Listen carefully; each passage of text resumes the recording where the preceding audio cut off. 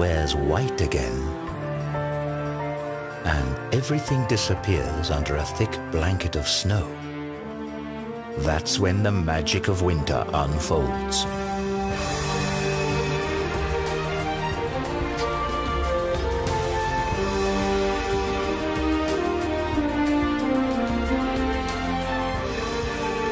As in every year, nature shows us a world of wonders.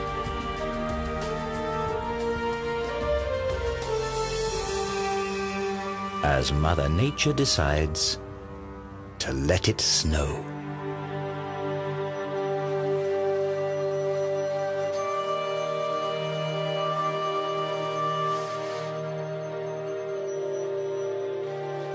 Snow crystals are natural works of art, as fragile as they are ephemeral. Each crystal is unique, and yet all develop in accordance with the same six-fold symmetry.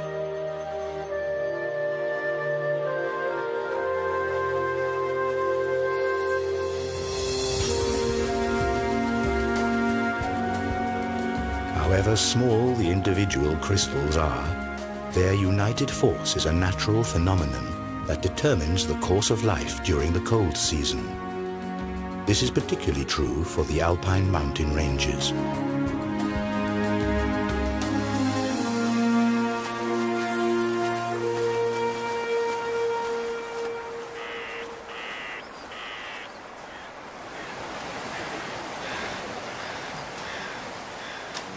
It's December, and about time to look for a proper Christmas tree.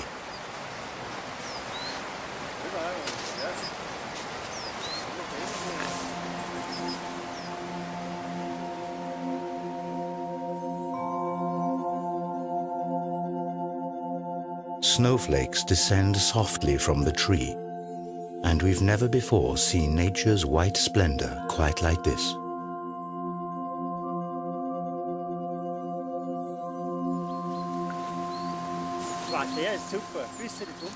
This tree is exactly right.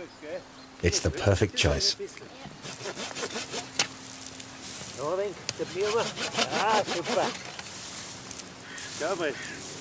Der passt genau. So schaut das dann schon gut aus. Schau mal, wie der fest ausschaut. Passt genau.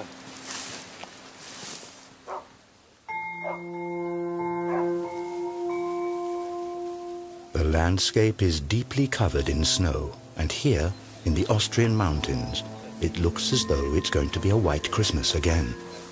But there's still a little time to go before then.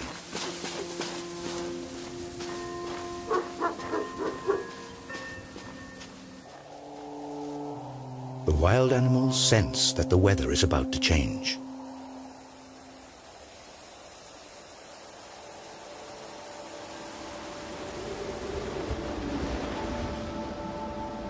Dense clouds appear. The weather front carries moist air that collides with cold air masses in the alpine region. Ideal conditions for productive snowfalls.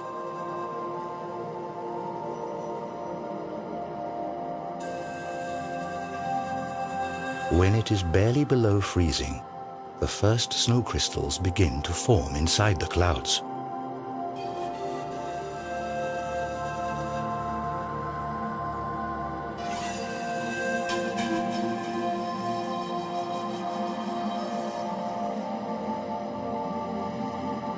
Over time, they join up to form bigger flakes, and once they're heavy enough, they fall from the clouds and it snows.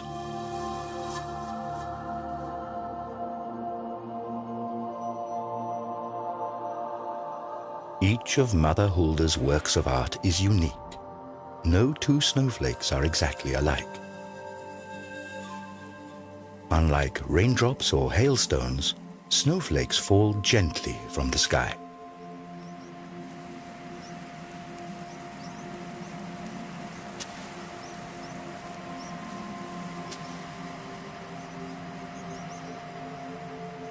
Once a snowflake touches water, it immediately melts, releasing the air inside.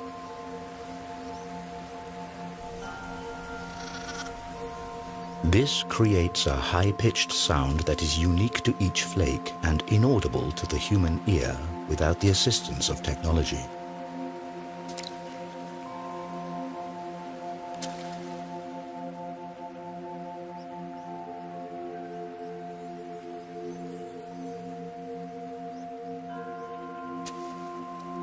On their descent to the ground, some of these fragile structures run into warmer pockets of air and melt. But most of them make it all the way to the ground, where they form a blanket that keeps growing thicker. St. Nikolai in the Austrian Sylktal.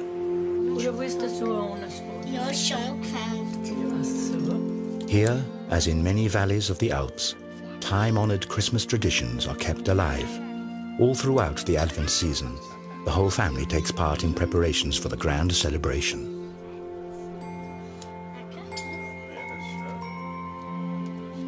Stars are made from straw, both for the Christmas tree and to decorate the windows.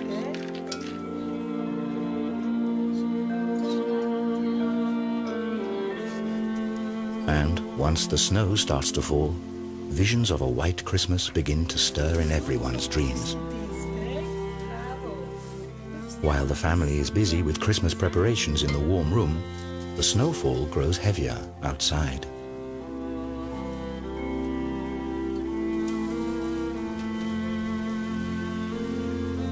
Not many dare to venture out the next morning.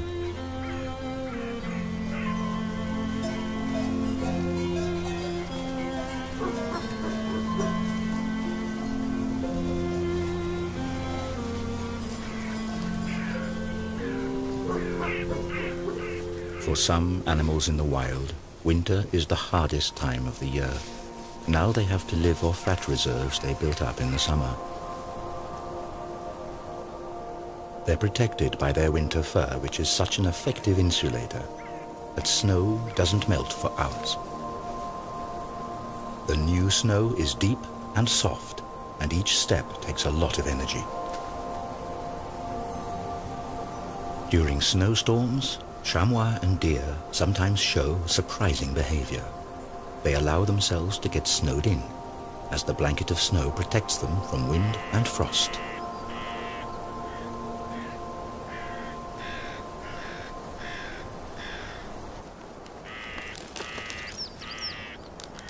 Other animals successfully use this trick too.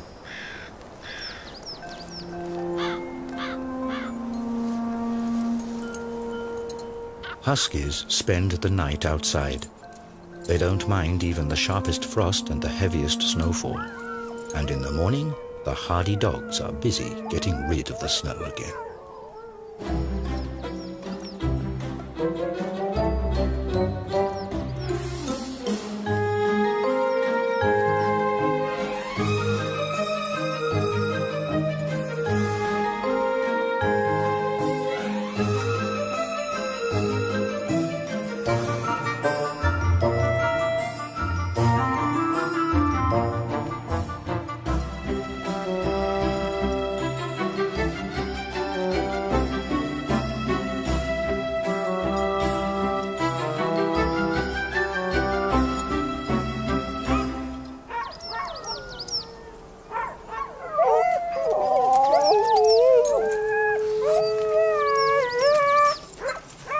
The animals are restless. They can hardly wait to get going.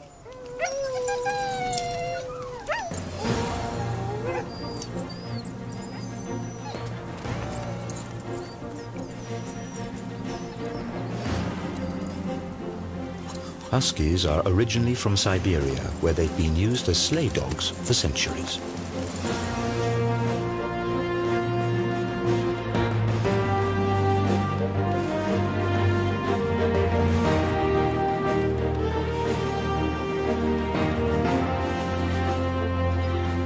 Huskies are perfectly adjusted to snow. Their paws are padded, and hair between their toes ensures a safe tread.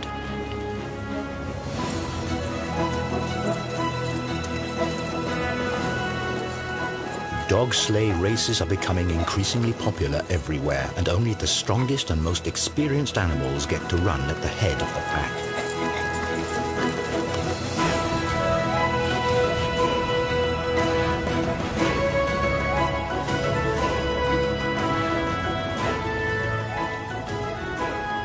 Huskies are totally in their element in the snow.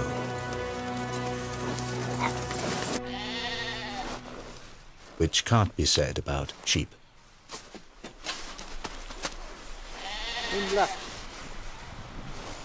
If a herd is surprised by a snowstorm, it usually means heavy shoveling for the shepherds.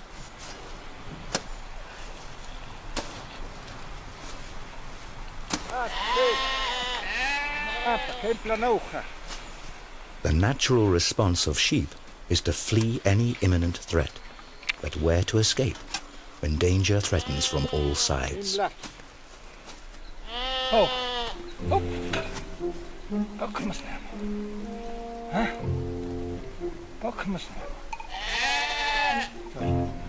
The sheep are noticeably confused.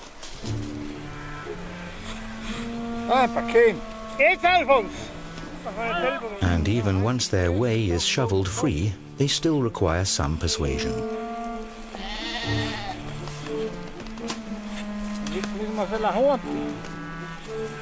Without help, they would freeze to death, as in September 2007 when hundreds of sheep perished in the Austrian Alps. It takes quite some time until the strange caravan reaches the stable.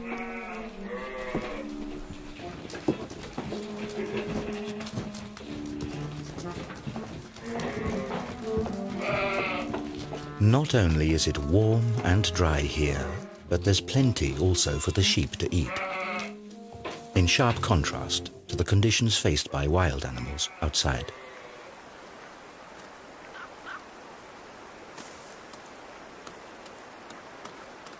For chamois, for example, foraging in the winter is a challenge.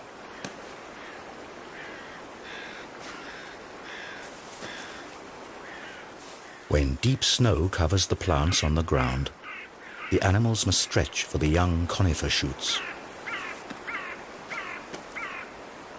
In times of dearth, they even nibble the meager lichens off the tree bark.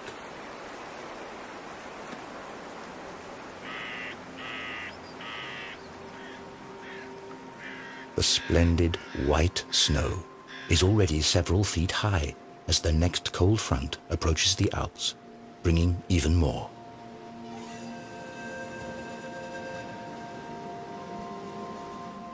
The downside of a picturesque winter's tale is its icy cold and heavy snowstorms.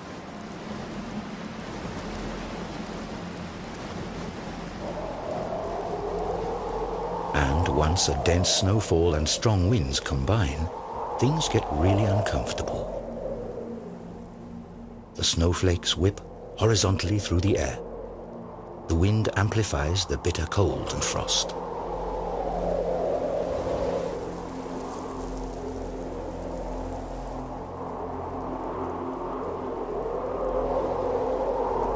Animals in the wild suffer the most under such extreme weather conditions. Many of them must look for cover now.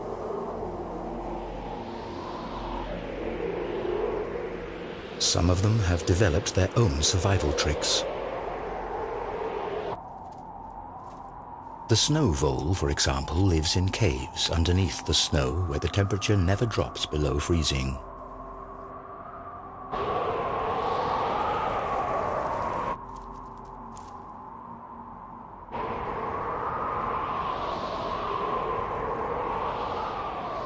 If the snow failed to appear and provide its protective layer, many animals and plants would not survive the winter.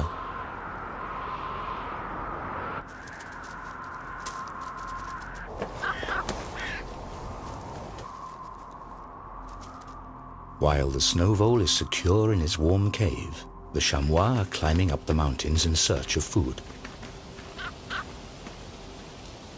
Above the timberline, the wind continues to blow the snow away and exposes withered grass. But these frozen tufts are merely signs for the chamois. They scratch right next to them for grass that didn't freeze under the snow, thus remaining edible.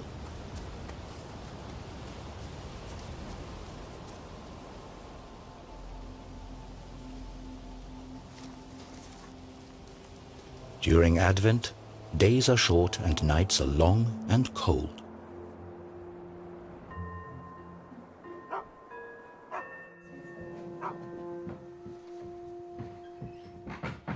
Inside the houses, though, it's warm, and the smell of biscuits, the long-awaited harbinger of the upcoming Christmas celebration, lingers everywhere.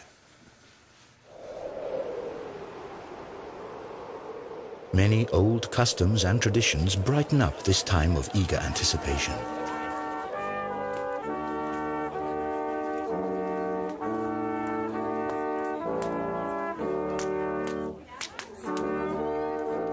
To the sounds of Advent horns, another window of a special house is opened.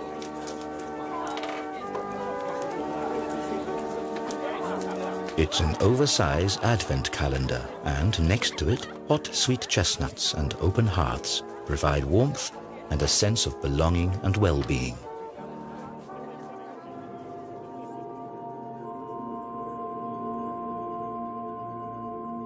During particularly frosty nights, a fascinating phenomenon occurs.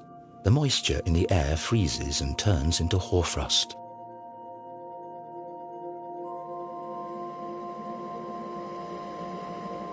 Overnight, the landscape is covered with ice crystals. The result is a winter picture book panorama.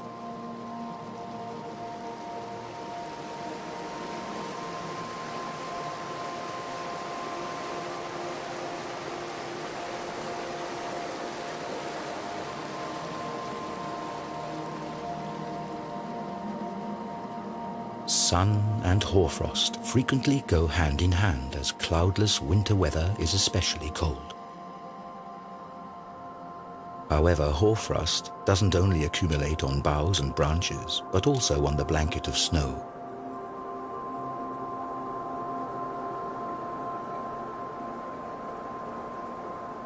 Its crystals differ considerably from the snow below. Hoarfrost is created at about -8 degrees Celsius or lower, and the moisture in the air freezes directly on surfaces.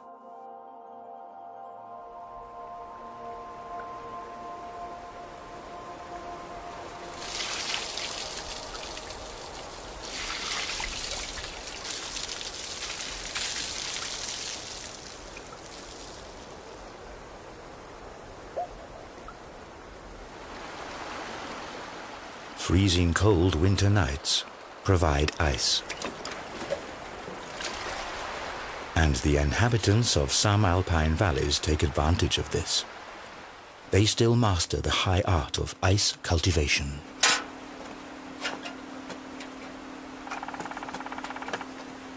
Instead of chopping ice likely to be contaminated with suspended sediment from frozen brooks or lakes, ice farmers repeatedly douse specially designed wood racks with water.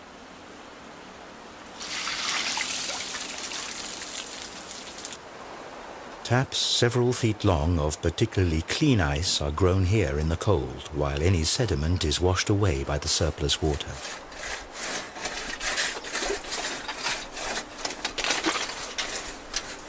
Finally, the ice is sawn into pieces. These massive structures grew in just 2 days.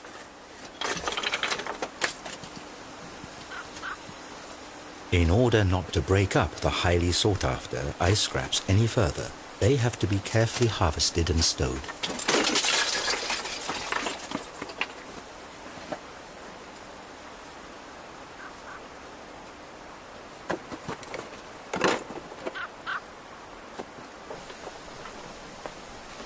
This frosty speciality is a pure pleasure and safe to enjoy in food and drinks.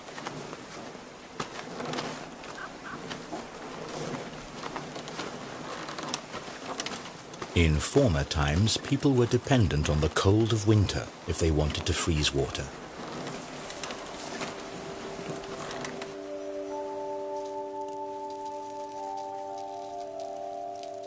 Today, researchers like Johanna Spiegel create snow crystals artificially. In the cold laboratories of the Swiss Federal Institute for Snow and Avalanche Research in Davos, temperatures as low as -40 degrees Celsius are common. Here, researchers create nature-identical snow.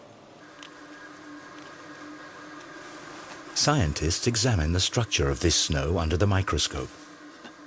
An atlas of snow crystals records about 6,000 different crystal forms.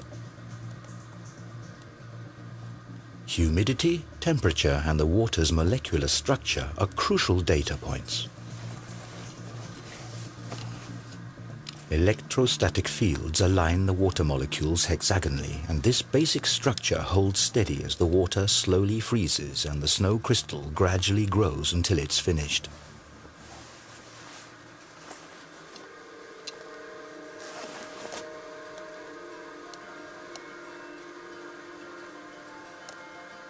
Between -12 and -18 degrees Celsius, the classic six-armed snow stars or dendrites appear.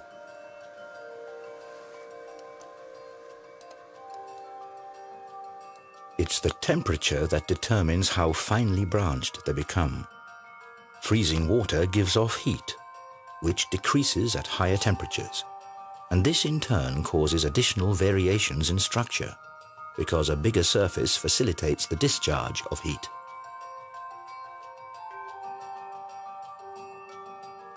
Consequently, dendrites turn out to be distinctly less branched when they're created at lower temperatures.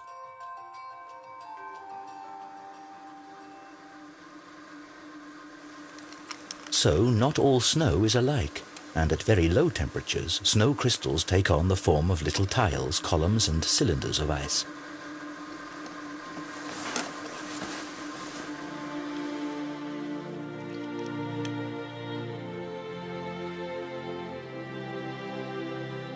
But what is somewhat inconspicuous under the microscope is actually every winter athlete's dream and the height of winter fun. Fine powder snow.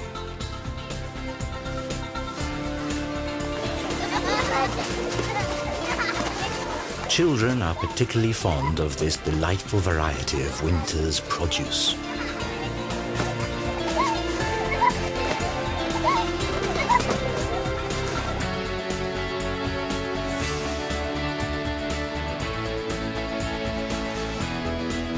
Fresh powder snow is an attraction for skiers and snowboarders too.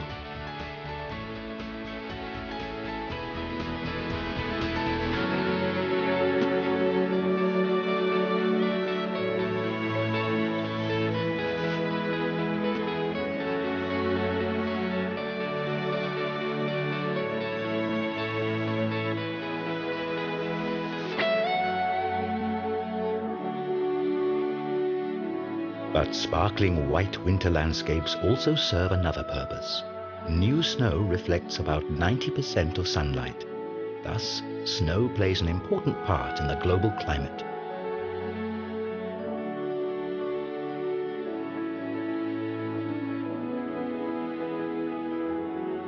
But why is snow actually white?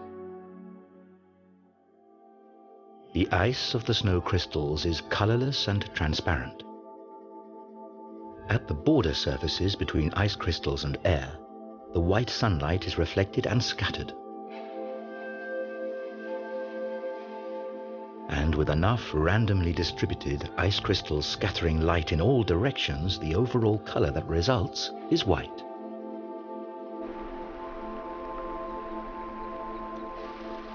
When snow covers the landscape, some animals prove to be particularly adaptable to the changed conditions.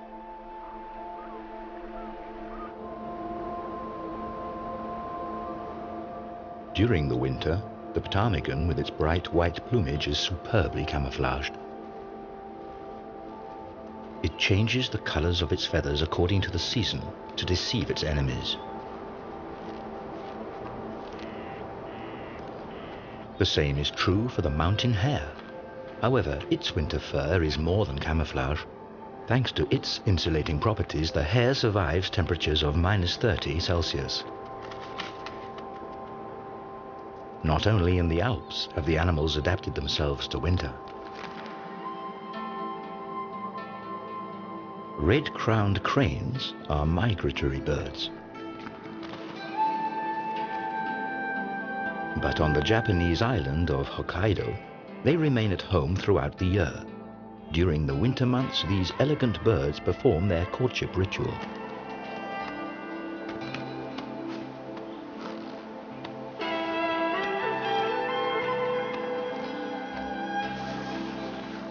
Hokkaido is also an El Dorado for winter athletes and snow researchers. In his research, Masaru Emoto investigates the factors that determine the growth of ice crystals. Emoto's findings are as interesting as they are controversial. According to his hypothesis, the process of crystallization can be directly influenced. The water is exposed to the sound of music or spoken words.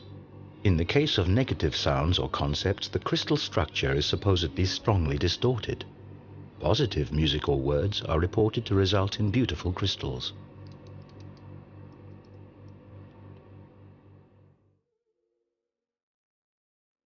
Classical opera seems to promote crystals of superb form.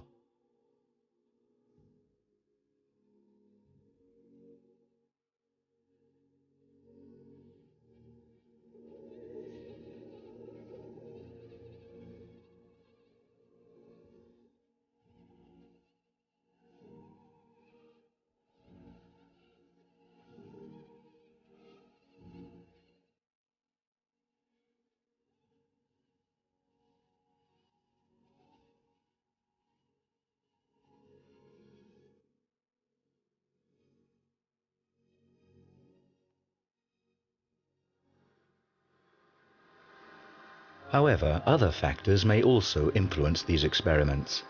Ice crystals grow following a chaotic principle. Even the smallest influences change their shapes. Maybe it's simply the rhythmic sound waves of the angry music that disturb the development of their fragile structures.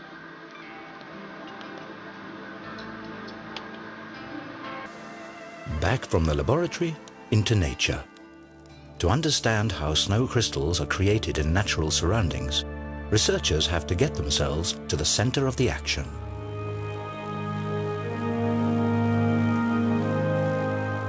On board a hail defense aeroplane, the Austrian meteorologist Alexander Podesser flies straight into the heart of a snow cloud. Gauges measure temperature, humidity, and wind speed.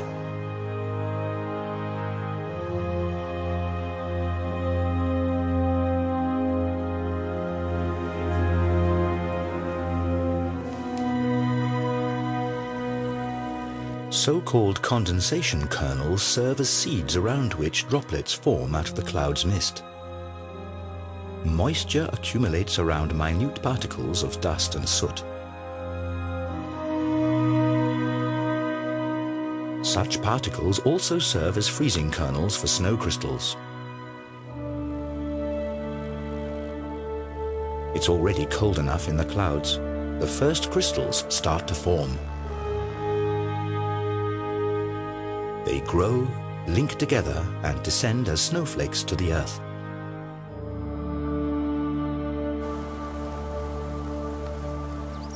Here, this white splendor arrives just in time for Christmas.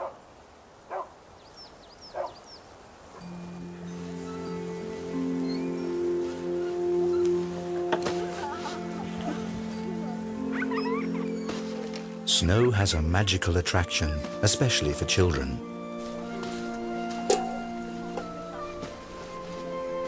Now snowmen are in high season.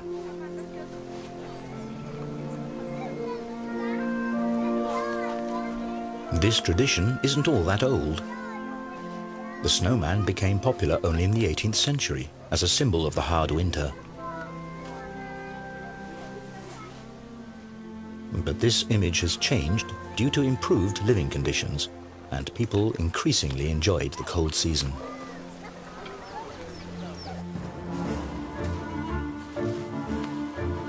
In the mountains, however, the snow can prove to be a danger for humans and animals alike.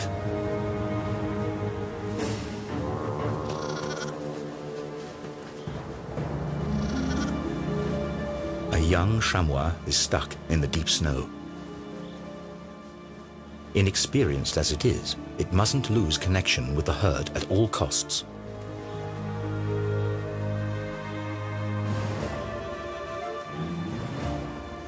But the young animal sinks deep into the snow and falls further and further behind.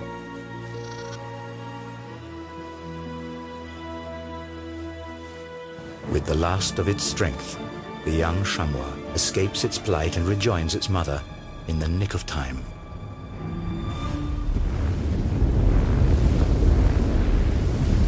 A devastating avalanche thunders down into the valley.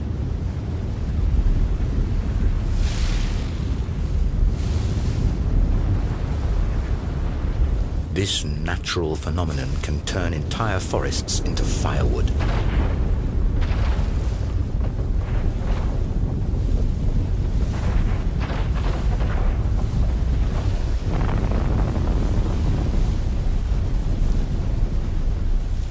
Avalanches are winter's greatest danger in the Alps.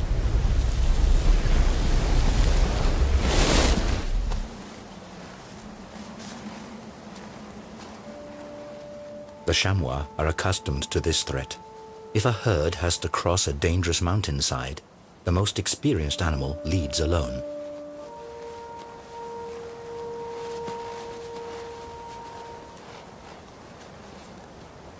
Carefully, the chamois explores the situation and looks for a safe passage.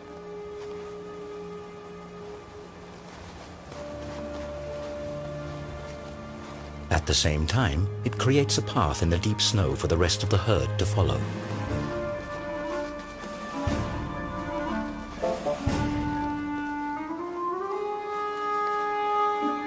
But the remaining animals proceed only after the leader has safely reached the other side. The chamois show even more remarkable behavior on this occasion.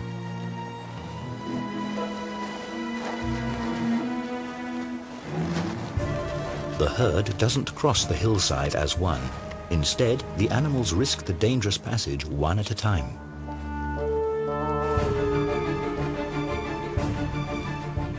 By doing so, the chamois instinctively reduce the strain on the snow cover and thus the risk of the entire herd being swept away by an avalanche.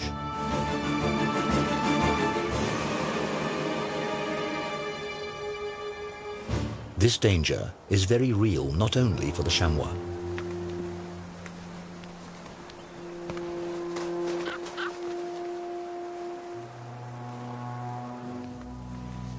Ski tours are a fascinating way to enjoy the white splendor off the beaten track.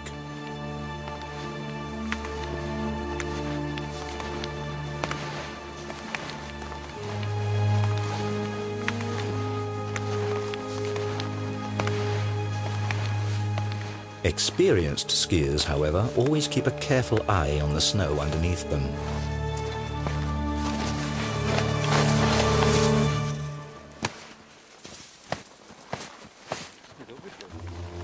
All too easily, a snow shelf can break off and drag a careless skier deep beneath the snow.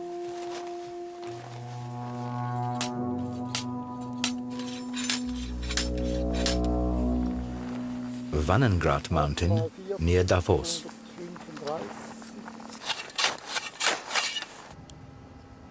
Here, researchers from the Swiss Federal Institute for Snow and Avalanche Research study the causes of avalanches.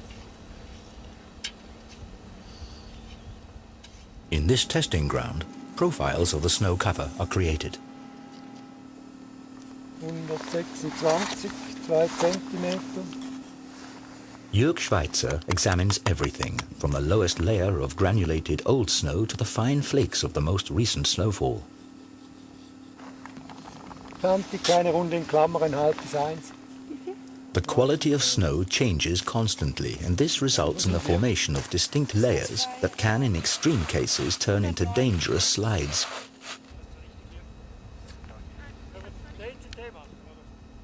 The snow masses above these slippery layers can easily start moving.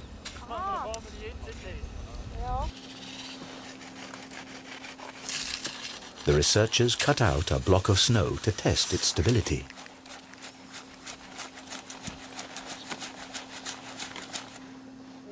With this kind of testing, a little jump usually suffices. Probier nochmal. Where the snow shears, the border layer is analyzed in meticulous detail. Da unten. The data is sent to avalanche warning services. But today, nothing gets in the way of enjoying the deep powder snow.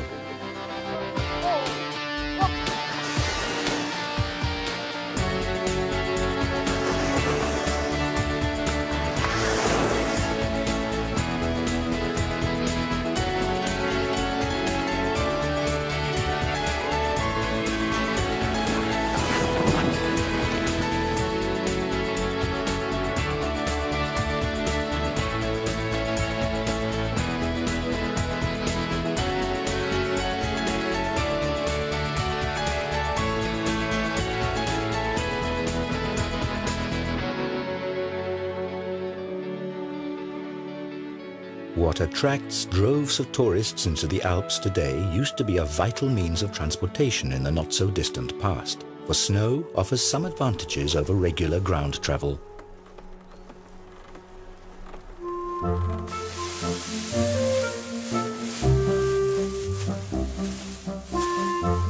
Last summer's hay is stored in small barns high up on the alpine pastures.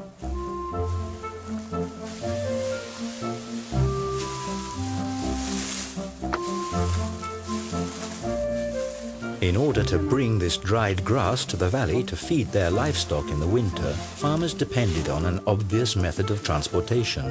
They loaded the hay onto big sleighs.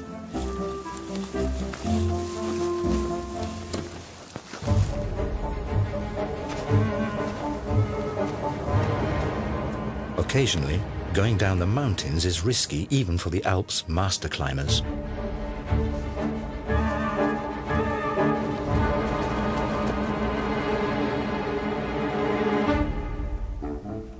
But a trip with the hay sleigh is far from perfectly safe either.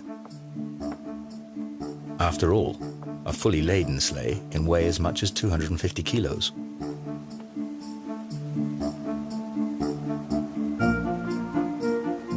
Across level stretches, they have to be towed to keep them from losing momentum.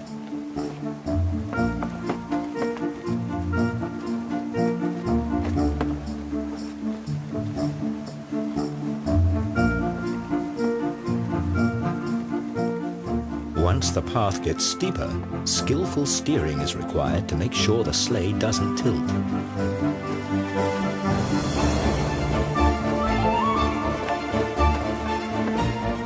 Few are masters of this art today.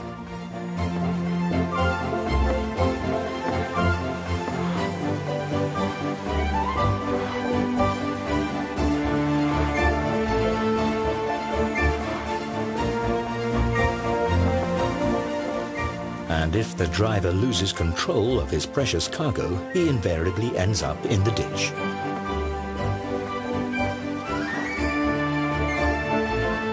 This method of bringing in the hay requires careful attention and great skill, and in former times, serious accidents were common occurrences.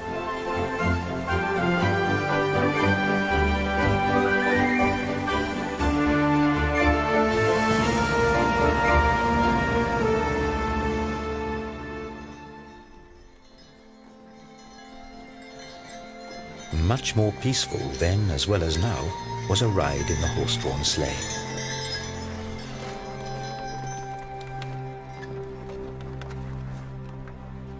In the evening twilight, when the snowy landscape gradually sinks into darkness, it is time for the coachman to light his lanterns.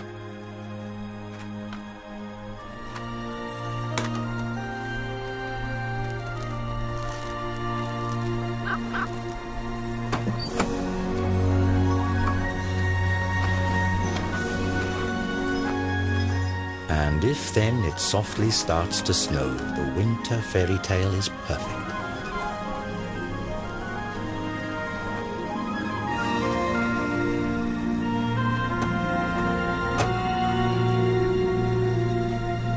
Fluffy snowflakes are dancing in the sky, just like in a movie scene. And indeed, this snow didn't originate in the clouds, but in a studio.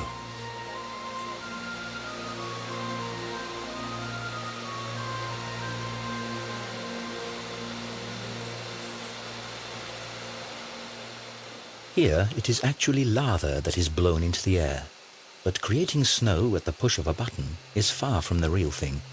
Certainly nothing to compare to a genuine white Christmas, and luckily, sometimes nature plays along.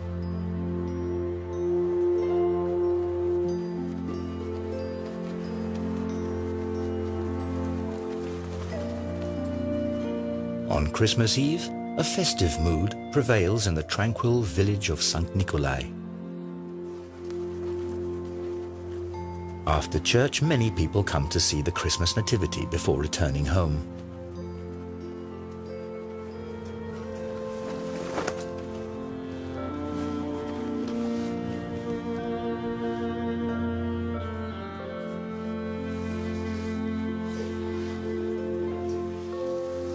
Candlelight and the scent of fir trees fill the room. The anticipation grows, and with it, the impatience. But finally, the big moment arrives.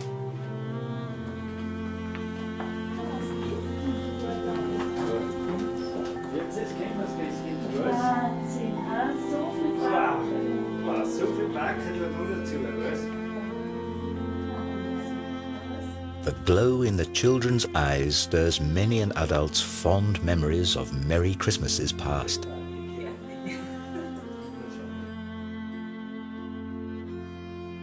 A Christmas Eve that could hardly be more perfect. Inside, everyone celebrates, while outside it snows.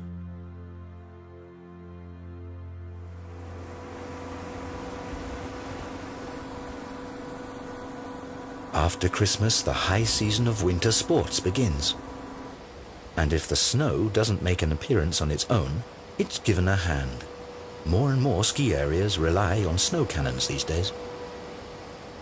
Thus, this critical basis for winter tourism is maintained, even if nature doesn't comply.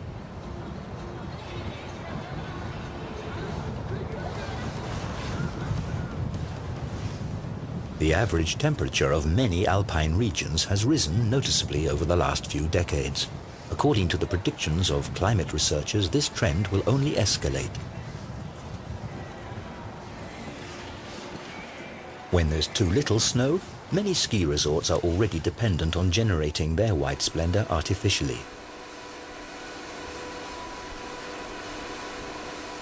Propeller cannons are spraying finely atomized deep frozen water. But this method of producing snow is also controversial, as it requires a lot of energy and water. What's more, snow from these cannons is harder to ski on. Nature's original remains unequaled.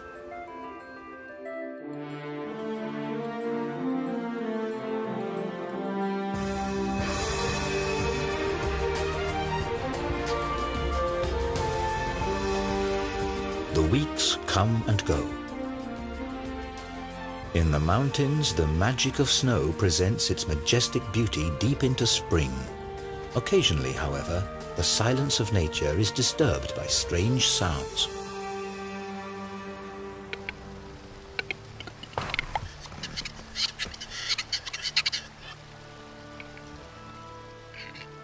Restless wood grouse are already beginning their courtship rituals in March.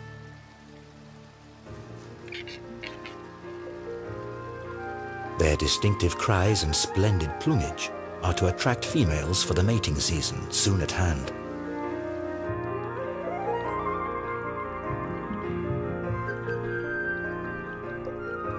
The days grow longer and the power of the sun increases.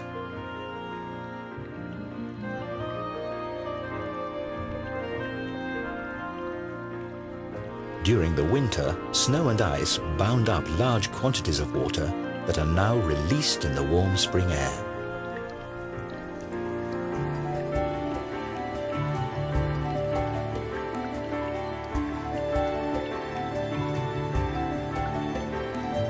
Snow and ice crystals wane.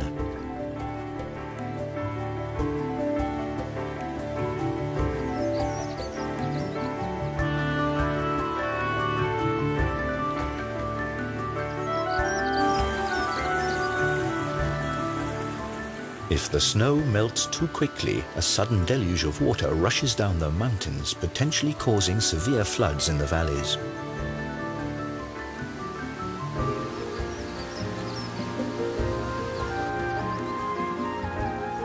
On the other hand, in the case of a more gradual thaw, the ground can absorb enough water for early plants.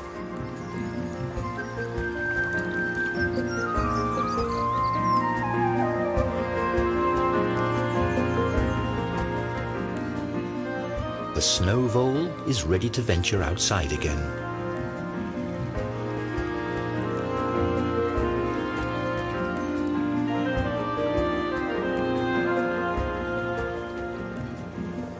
And the common frogs feel spring fever too. Their spawning migration takes them back to the place where they hatched themselves.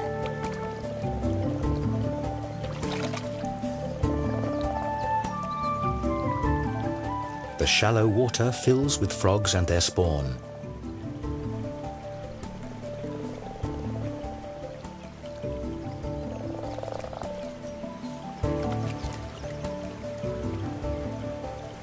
Next year, the frogs will return here again.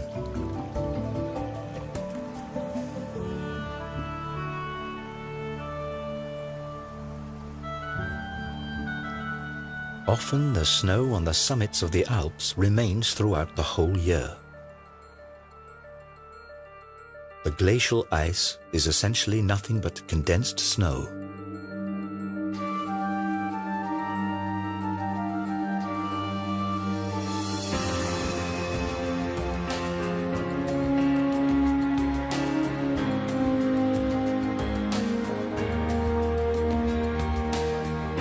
The weight of new snow masses eventually compresses the lower layers into ice.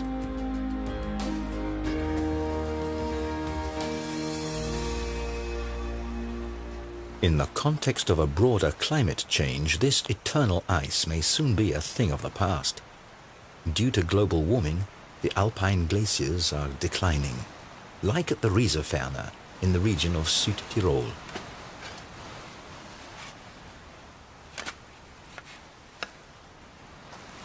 Mountain guide and hut keeper Gottfried Leitgeb explores the inner life of the ice masses.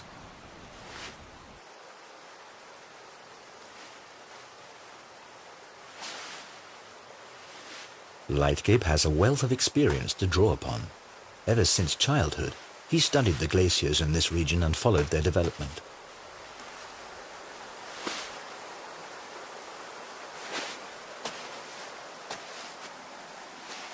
However, this is a risky undertaking, as no one knows how stable the ice cover really is.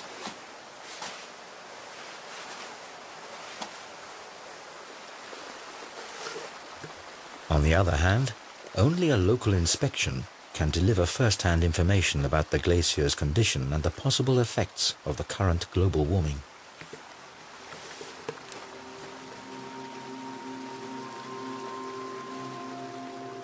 Gottfried Leitgeb's findings are alarming. The glacier has been shrinking for years.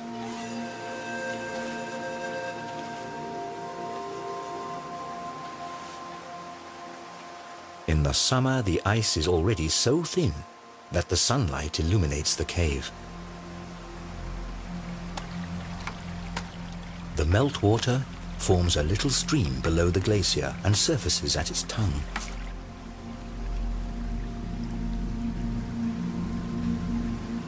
As fascinating as the sight of this nearly transparent ceiling may be, the danger of one of its thinned pieces of ice breaking off at any time is very real.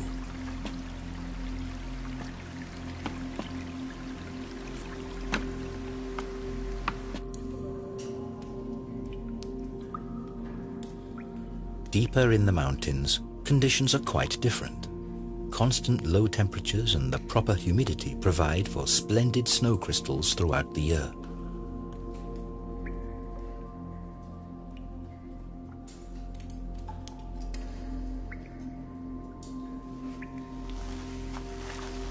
This cave is the natural counterpart to the cold laboratories of the snow researchers in Davos.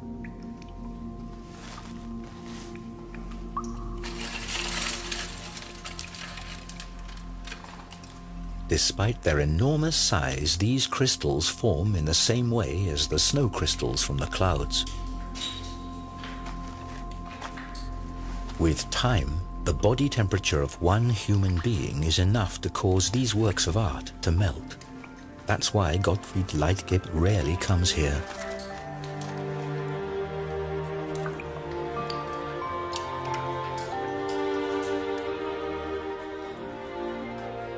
And we are also leaving this natural wonder.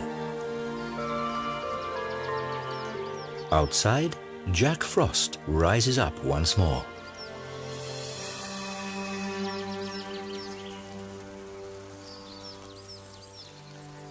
By the middle of May, the green mountain meadows set the stage for a final appearance of nature's white splendor. And one last time, the snow falls quietly until its return next winter.